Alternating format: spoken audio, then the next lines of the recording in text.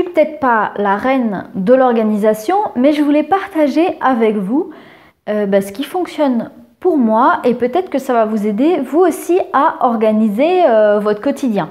Alors déjà, moi je suis à mon compte, je suis architecte d'intérieur et pour organiser mes journées, ce que j'explique à mes clients, c'est que déjà, pour ne pas être dérangée toutes les 5 minutes, je coupe mon téléphone quand je travaille ou quand je suis chez des clients.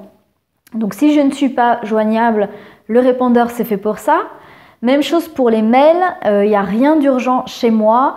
Je ne vais pas répondre aux mails du tac au tac. Les SMS c'est pareil. En fait, sur mon smartphone, je n'ai pas de notification. J'ai aucune notification. Parce que en fait, si vous laissez les notifications, que vous entendez un petit bip ou une vibration, inconsciemment vous allez être interpellé, puis vous allez dire oh bah c'est qui, oh je devrais peut-être regarder quand même, et bim, vous perdez 2 minutes, si ce n'est pas plus, parce que dans le livre de Timothy Ferriss, La semaine de 4 heures, que je vous invite à regarder pour l'organisation du quotidien justement, eh bien lui il explique que quand on est dérangé et qu'on est concentré sur une tâche, il me semble qu'il explique qu'on met 20 minutes à se replonger dans la même concentration dans laquelle on était. Donc c'est quand même à réfléchir. Alors c'est parti, je vais vous montrer ce que je fais. Ne me prenez pas pour une folle. Moi je fais des choses qui me conviennent. Si c'est trop pour vous, bah, c'est pas grave. Il y a peut-être des bonnes choses à prendre dans cette organisation. Je vais commencer par ma liste de carnets. J'en ai combien? Ah bah j'en ai 4, ça va. Donc j'ai mon carnet du soir, qu'on peut appeler aussi carnet de gratitude, où en fait je note les choses positives qui se sont passées dans ma journée. J'ai fait plusieurs vidéos sur ce carnet, notamment dans les mornings du matin. Donc je vous invite à aller voir ces vidéos-là. Mais ça c'est très utile, vous mettez ça sur votre table de chevet et ça vous prend 2 minutes pour écrire les choses qui se sont bien passées chez vous. Et pour moi, ça me permet d'être dans le positif pour s'endormir. Ensuite, j'ai un petit carnet que j'appelle le carnet du quotidien. C'est marqué dessus. Alors ce carnet-là, c'est pour noter toutes les choses qui me passent par la tête dans la journée. Je suis quelqu'un d'hyper créatif. Bon, ça sera un autre sujet, tout le monde est créatif. Mais bon, voilà, j'ai toujours des idées débordantes. Et ça me permet, dès que j'ai une idée, je note. Je l'ai toujours sur moi. Ah d'ailleurs, j'ai un autre carnet que j'ai pas pris là, mais j'ai un tout petit carnet qui est même encore plus petit que celui-ci, que je mets dans mon sac à main. Ça, si j'ai un truc à noter, une adresse, une idée ou quelque chose, je la mets dedans. Ça aussi c'est pratique parce que moi je suis toujours en train de noter les choses. Bon, sachant qu'on a tous un téléphone sur soi, bon, vous pouvez très bien noter sur votre téléphone. Moi, de temps en temps, je note quand j'ai pas de quoi noter, mais c'est vrai que je vais moins spontanément re-regarder ce que j'ai noté sur mon téléphone que d'avoir un petit carnet de papier. Bon, ça, c'est ma façon de fonctionner. Mais donc, voilà, carnet du quotidien, hyper pratique et ça permet aussi de passer à autre chose. Hop, l'idée notée, vous n'avez pas à y repenser, vous n'avez pas à dire, ah, je vais l'oublier. Tout est noté dedans. C'est hyper pratique et je vous invite à soit regarder tous les jours ce que vous avez noté ou soit toutes les semaines, une fois par semaine, reprendre votre carnet du quotidien et voir voilà, ce que vous avez noté d'important pour faire le point. J'ai bien évidemment un agenda papier. J'ai un agenda papier, moi je suis plus papier quand même. L'agenda électronique ça marche aussi, mais ça me permet voilà, noter les rendez-vous importants, noter ce que je dois faire et en fait toutes les semaines, chaque dimanche, je prévois ma semaine à suivre.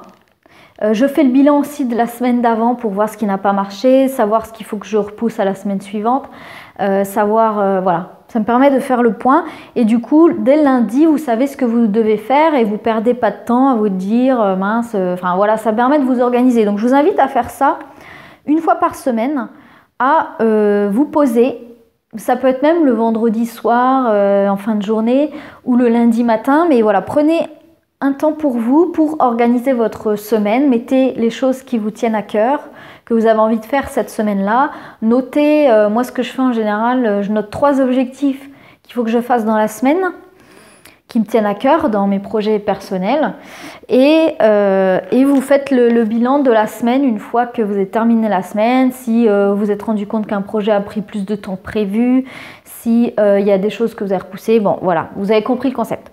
Je termine avec les carnets. Donc j'ai un carnet que j'appelle le carnet de listes. Alors si vous n'avez pas lu L'art des listes, je vous invite à le faire parce qu'il y a des choses très très très intéressantes. Et donc dans ce carnet, je liste les choses qu'il faut que je pense. Donc ça peut être vos codes internet, ça peut être les listes de livres, les listes de films que vous voulez voir. Moi je ne regarde pas forcément de films, mais ça peut être les films. Ça peut être une liste de choses à acheter, une liste de cadeaux pour vos proches. Ça peut être, voilà, c'est des listes que vous avez besoin, pas toujours, mais vous savez que vous les avez dans un coin et tout est regroupé au même endroit. Je trouve ça vraiment pratique. J'ai un carnet doré pour tout ce qui est financier. Donc dessus, vous pouvez écrire mon carnet financier ou mon carnet de fortune aussi. Et vous y notez vos dépenses, vous notez ce que vous mettez de côté, vous notez les investissements que vous avez à faire, tout ça. Moi, j'aime bien avoir ça sous les yeux, ça me permet de voir un peu comment je gère mon argent et puis de voir un peu les choses qui sont importantes à acheter, à investir pour ma vie personnelle et professionnelle. Et ça me permet, moi, de voir plus clair dans mes finances. Donc, un carnet de finances, franchement, c'est très utile, même si on n'aime pas les chiffres, même si on n'aime pas compter, on n'aime pas les maths, ça aide beaucoup. Alors, un autre carnet que j'appellerais le carnet d'état d'âme, où en fait c'est mon carnet plutôt du matin, celui-ci. Je vous invite à prendre un beau carnet qui vous plaît, bien rigide, un peu comme un livre, dans lesquels, en fait, c'est comme un journal. Vous allez écrire vos états d'âme du moment, comment vous vous sentez, comment... Ça permet de coucher sur le papier votre état d'esprit du moment. Moi, ça fait vraiment plusieurs années que j'écris dans des beaux carnets comme ça, que je relis jamais d'ailleurs. Mais franchement, quand vous couchez sur le papier vos aspirations, vos tristesses, vos états d'âme, et ben moi je trouve que ça soulage beaucoup et je trouve que c'est un exercice qui est vraiment très intéressant dès le réveil. Le matin aussi, j'ai une petite pochette comme ça. Alors choisissez une pochette qui vous plaît, qui soit jolie pour vous. Et à l'intérieur, moi ce que j'aime mettre des affirmations positives, j'aime mettre les objectifs de l'année, j'aime écrire des mantras, des choses qui vont m'encourager, des choses que j'ai lues dans des livres qui m'ont beaucoup apporté. Eh bien, j'aime bien mettre tout ça dans une pochette pour quand j'ai envie de le lire, quand j'ai envie un peu de courage, eh bien, j'ai tout à disposition. En parlant de pochette, tout ce qui est dossier client, dossier de projet, tout ça, j'ai toutes des pochettes, j'ai des pochettes comme ça transparentes. Souvent d'ailleurs j'écris ce qui est dedans. Et j'ai à peu près une pochette pour chaque projet. Donc ça peut être par exemple une pochette idée de vidéo, une pochette quand je lis un livre. Par exemple, je mets à l'intérieur les choses importantes que j'ai lues dans ce livre. D'ailleurs, en ce moment, je suis en train de lire La puissance de la joie de Frédéric Lenoir. Ça c'est top. Regardez à l'intérieur, c'est trop beau. Didi! Super bouquin. Sur mon bureau, j'ai également les fameux post-it.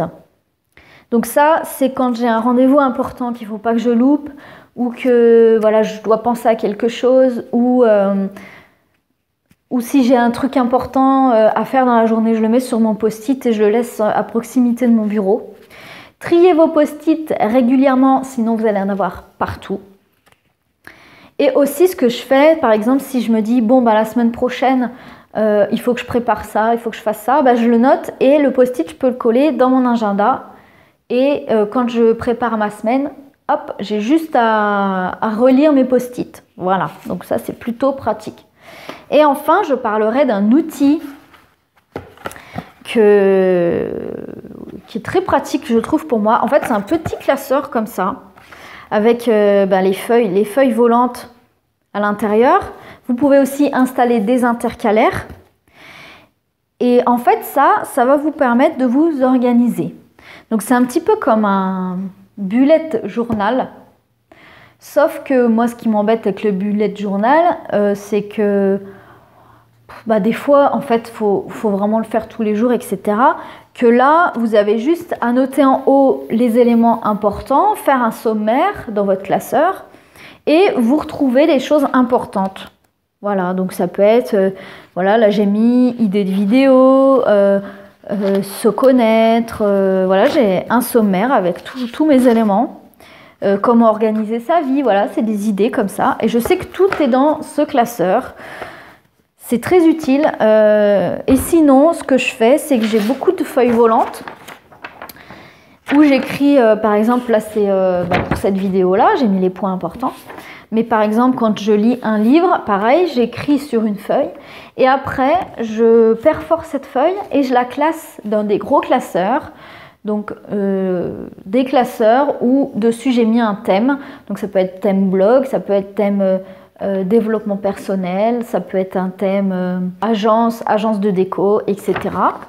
Et ça me permet de trier mes affaires. Et dans ces classeurs, pareil, je mets un sommaire au début pour retrouver mes différents éléments que j'ai mis dans mon classeur. Voilà, j'espère que c'était pas trop flou mon explication. N'hésitez pas en commentaire à partager vos systèmes d'organisation pour qui correspond en fait à votre façon de faire. Je te dis à bientôt dans une prochaine vidéo et d'ici là, prends soin de toi.